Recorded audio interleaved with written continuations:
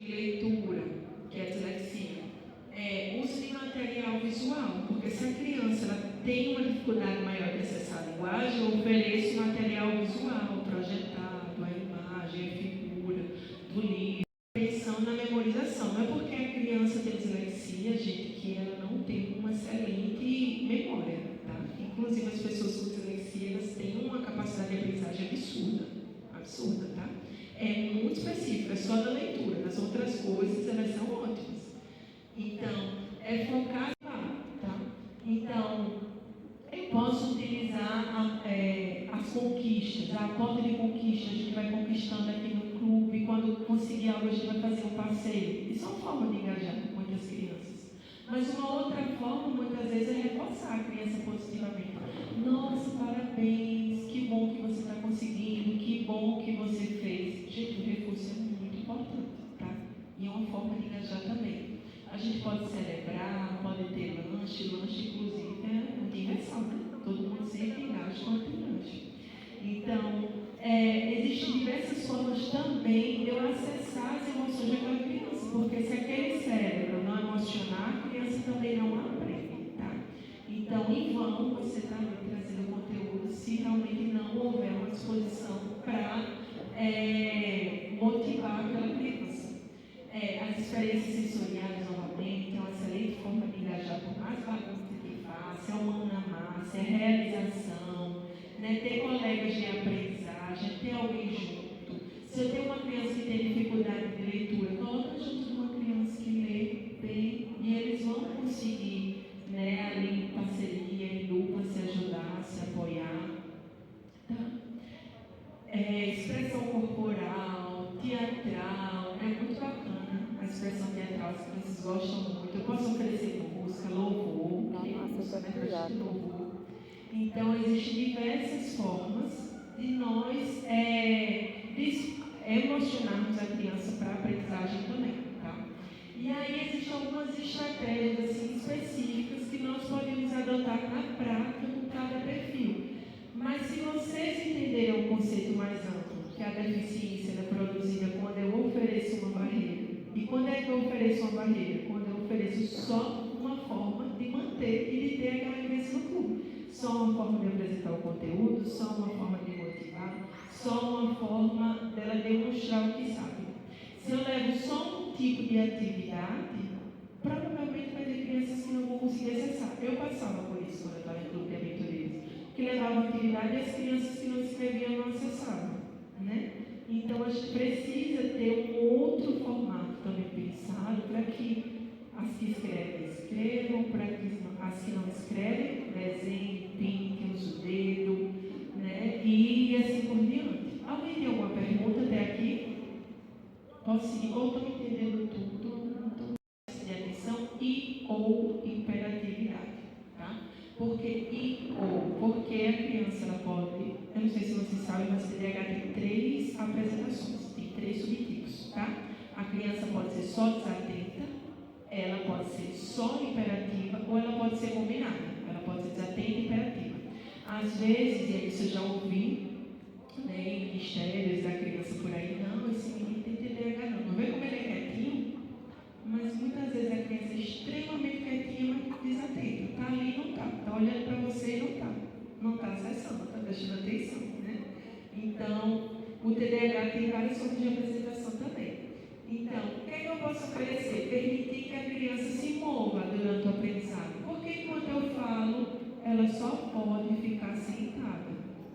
Ela não pode se levantar, não? O que é que vocês acham? Pode? Pode, gente. Pode. Ah, mas se ela levantar vai atrapalhar os outros. Então ela pode sentar atrás e levantar.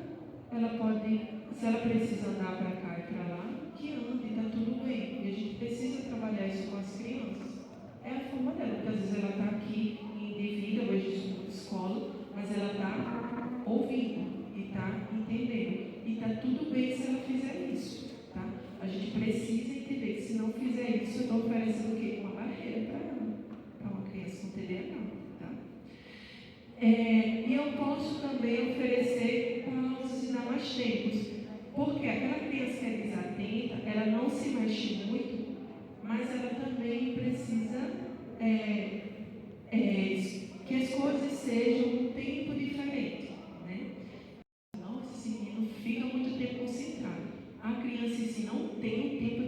concentração alta, tá? E uma criança com TDAH, menor ainda. Então, se eu tenho uma criança com TDAH no grupo, eu posso dividir uma história em duas partes, pensando que ele vai ouvir uma parte, eu vou tomar uma água, volto e eu continuo, tá? Pensando justamente nesse tempo maior, né, para ele processar, para ele acessar a informação, para que a informação ela se consolide. Então, existem formas realmente de eu ofertar uma coisa. Veja que não é nada mágico. Eu não estou falando nada aqui que não é todinho, né? É o transtorno opositor desafiador. Quem trabalha em escola provavelmente já viu. São crianças que são muito opositivas. Aí muitas vezes o que a gente chama de malcriação, de falta de educação, é retórica, tá? Então, a criança muito opositiva. Se você disser A, ele diz B. Se você disser faça isso, ele faz o oposto. Se disser senta, ele levanta. Senta, fica para ele senta. Né? São crianças extremamente opositivas. E mais que isso, desafiadoras. Então, quando ele se opõe, ele também está o quê? Desafiando. Né? Então, para uma criança com TOD, eu preciso ter uma comunicação firme, eu preciso ser firme, mas também respeitosa. Tá? Então, assim, o grito em excesso, ele realmente não vai ajudar. A criança ela vai ficar mais opositiva. Então, eu preciso realmente ter uma firmeza ali extremamente respeitosa, no sentido de que a criança não se sinta desrespeitada com aquela sua intervenção. Isso não quer dizer que ela vai fazer tudo, mas a gente precisa considerar também o respeito como forma de acessar também aquela criança. E estabelecimento de regras claras, tá? Mas isso não é regras excessivas. A regra é a regra, vocês vão manter. Vocês não vão abrir exceção porque aquela criança tem TOD, mas eu não preciso ser extremamente firme, autoritário, dizer que tem que ser daquele jeito, com extrema rigidez. Não, mas olha, dessa forma, se você não está. Autista tem um capítulo só para ele, lá no livro Vida, tá? O nome do transtorno já diz muito sobre ele. O espectro, né? Quando vocês pensam no espectro, vocês pensam em quê? O espectro é uma variação. Se eu falar espectro de cores, eu penso em várias cores, né? Então, o espectro é uma variação absurda. Então, coisas que eu já ouvi muito, assim. E aí eu estou falando nem só da igreja, na igreja, mas na escola mesmo, dentro do contexto escolar. Não, esse menino não tem. Estou falando de pessoas bem experientes, tá? Não tem não, autismo de jeito nenhum. Veja também que se ele tivesse autismo, ele faria isso, ele faria aquilo. Mas, gente, o autismo, ele tem uma apresentação muito variada. É muito variada mesmo. E tem uma máxima também do autismo. Nenhum é igual ao outro. Então, não olhe para um achando que o outro vai ser igual. Não vai, tá? Quer falar? Aí, geralmente, não cantar muito alto, porque tem pessoas com autismo, e você vai entender se a criança que você tem essa dificuldade, tá? Mas muitas crianças com autismo têm uma sensibilidade auditiva muito grande, tá? Então, perceber se a sua criança tem, se tiver, fazendo um tom mais baixo, exige uma subjetividade maior, a criança pode ter uma dificuldade de compreender, né? Então, assim, vou dar um exemplo de uma criança até ontem, né, que eu falei para ela tem TEA, eu falei, nossa, você dá uma boneca. E ela disse, não, uma boneca. Eu sou uma menina. Como assim uma boneca? Eu não sou uma boneca, eu vou se beneficiar disso. Então, a criança com TEA também pode precisar de uma comunicação não verbal. Como assim? Sempre que eu falar, eu tenho uma criança com TEA, então sempre que eu falar algo, buscar mostrar visualmente imagens para ela, para que ela consiga acessar melhor aquilo que eu estou falando, tá? Alguém quer trazer algo específico que vivenciou? Escada rolante, né? Aí Jacó, no sonho, viu uma escada que ia até Deus. Era uma escada rolante? Usa o interesse da criança, porque ele já vai se interessar, né? Se você usar uma coisa que a criança se interessa, ele já vai ter um interesse maior. E não são só as crianças com TEA que têm hiperfoco, o TDAH também tem, tá? Então, muito bacana. E a outra coisa foi da hipersensibilidade que você falou, porque às vezes o som da igreja a gente tem uma dificuldade dificuldade maior de controlar. É mais fácil na reunião de clube a gente controlar o som do que na igreja, por exemplo. Aí o que é que a gente pode fazer? Oferecer na igreja, a gente recomenda, viu? Não tem por isso. Menor que seja a igreja, dá para comprar um abafador, tá? Na Shopee tem até de R$20. Sabe o que é abafador? Parece um fone, tá? Que vem aqui, daqui até aqui. Parece aqueles fones grandes, externos. Aquele abafador diminui o ruído e traz um conforto maior para a criança, faz com que ela consiga ficar de uma forma mais confortável, né? Usa, bacana. Recriando outra situação.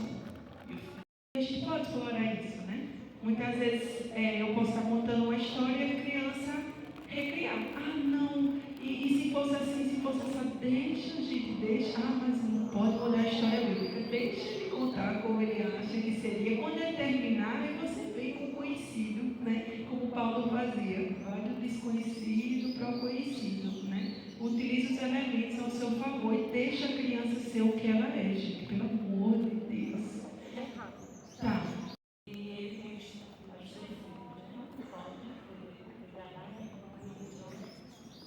E aí, a sinceridade, eu não sei como lidar com ele, né?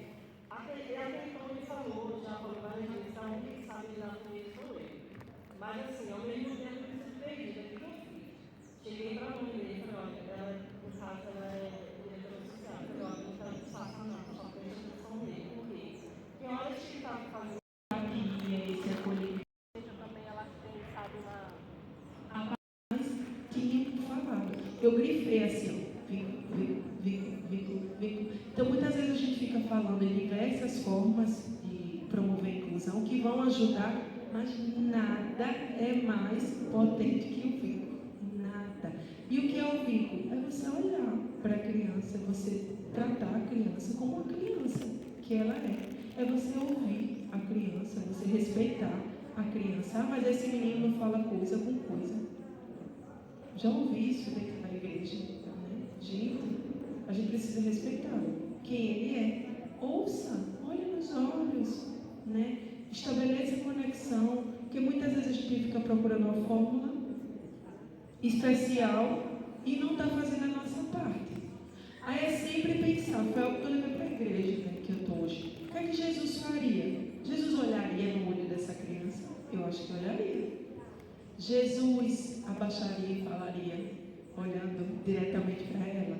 Jesus trataria com respeito? Faça o mesmo. É simples, né? Quer ser cristão? Pegue no Cristo, né? É isso. Então, assim, mas disseminar a informação é uma responsabilidade. E a contação de histórias é muito importante. Adaptar os materiais para que eles demonstrem o que aprenderam de diversas formas. Permitir diversas formas deles acessarem o conteúdo, permitir diversas formas deles demonstrarem o que aprenderam.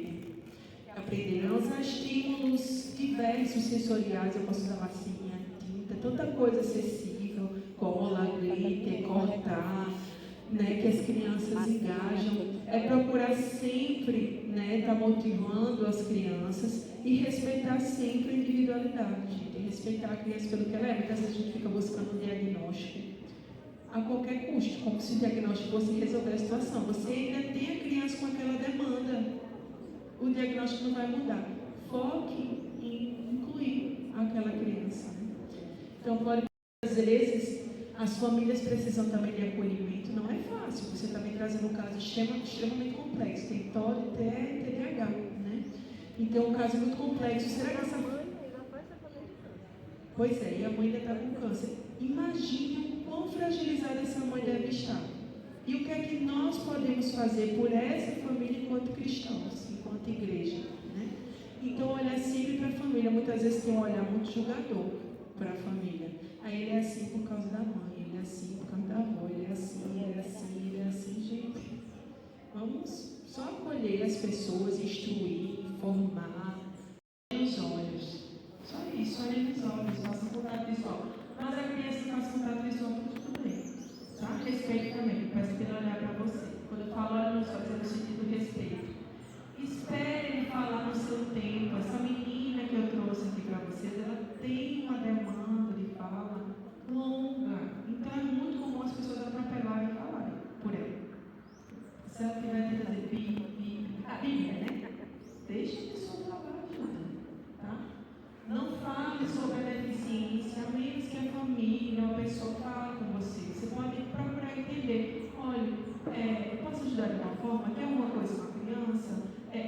que a gente precisa saber, enquanto igreja, é muito importante que se tiver algo a gente saiba, para incluir, para dar suporte. Mas também não fique passando, tá? Cada um tem o seu tempo. Você trouxe dificuldade enquanto pai que você teve aceitação. Às vezes a família está nesse processo, está tudo bem, tá? Antes de ajudar, gente, pergunte se a pessoa quer ajuda. Tá? Tanto a família como a pessoa com deficiência, que eu estou falando só da criança, da pessoa com deficiência. Né? Esse ano, um irmão, né, cego lá da igreja, uma pessoa cega, ele subiu no púlpito lá com a. Ele tem uma bengala, né, móvel, que ela fica pequena, ele bota no bolso, depois ele abre e vai ficar grande. Ele subiu no púlpito, aí ele botou no bolso. Na hora de descer, os irmãos já foram lá pegar no braço dele para descer. Aí foi lá, falou algo no ouvido dos irmãos. Os irmãos se afastaram, ele tirou o bengala dele e desceu. Então, a gente tem que perguntar se a pessoa quer ajuda também, tá? Oferecer o braço, você quer, se for uma pessoa visual. Se não for, está precisando de ajuda, irmão? Se disser que não, apenas respeito. Individual, assim, o direito de autonomia é muito importante para as pessoas. Se for ajudar um amigo sério, ofereça o braço com carinho, não pegue já no braço. Se for uma pessoa surda, não precisa gritar, tá? Vamos entregar sempre um guia sobre a igreja, se chegar alguém com deficiência, como é o funcionamento, como são as coisas, de repente bem escrito. Convide alguém para sentar com você na escola sabatina, se for no clube de aventureiros. Pega aquela criança mais acolhedora, deixa próximo da criança que precisa de mais apoio. Tá? Se for necessário, descreva o que está acontecendo. Tem pessoas que não são cegas, não têm baixa visão. Descreva, tá? E se você conhece ou tem alguém com deficiência no seu clube, na sua igreja, não tenha pena. Eles não querem a nossa pena, tá? Eles querem ser pessoas. É por isso que o nome não é deficiente. Pessoa com deficiência. Pessoa acima de qualquer coisa. É uma pessoa, tá? E aí, só para terminar, você passeia, por favor. Foi uma outra coisa que eu trouxe lá na igreja, da gente. Não tenham pena, considere sempre que é uma pessoa, não fique falando, nossa, como você é um guerreiro, é um lutador, enfatizando isso toda hora. Aí um irmão disse, nossa, faz muito sentido. Eu cheguei para uma pessoa aqui da igreja com deficiência e falei, nossa, você é um guerreiro por estar aqui. Aí ele disse, guerreiro por quê? Por frequentar a igreja? Todo mundo faz isso. Você já falou isso para as outras pessoas que frequentam a igreja? Não. E por que está falando para mim? Sabe? Gente, é só considerar que é uma pessoa, ponto. Tá? Não quer a sua pena, quer o seu apoio, quer a sua inclusão, quer participar, quer integrar. É isso. Se você chama para louvar X, A, B, C, chama a pessoa também. Se você chama para pregar X, A, B, C, a pessoa tem o dom da palavra, você percebeu? Chama também. É isso. Tá? E aí, para refletir, nós podemos tornar a experiência de fé das pessoas acessível. Tá? Nós temos essa responsabilidade de ser como Jesus e tornar a inclusão algo acessível. Tá? E pense em uma ação prática que vocês podem fazer para tornar a igreja mais inclusiva. É um compromisso, assim, que eu... Então, eu me batizei um mês antes de me completar 8 anos. E quando eu, a minha mãe e meu irmão se batizamos, o nosso alvo era de que o meu pai se batizasse também.